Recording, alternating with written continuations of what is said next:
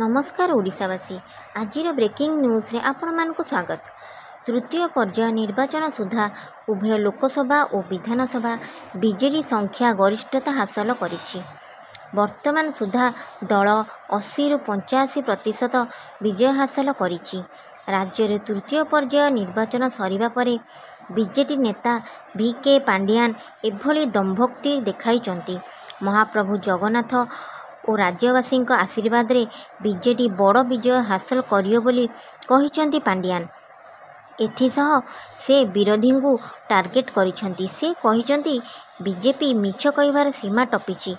10 वर्ष तले कहिथिबा तेल दर एमएसपी कथा ए जाए कहिलेनी। मिछ कहिबारे गोटे सीमा थाए, ताहा बीजेपी टपि जाइछि। आगु को आनी नहीं आसीबी आपण मानक पई किछि नुआ खबर। सुस्थ रुहंतु, सतर्क रुहंतु। नमस्कार ओडिशावासी।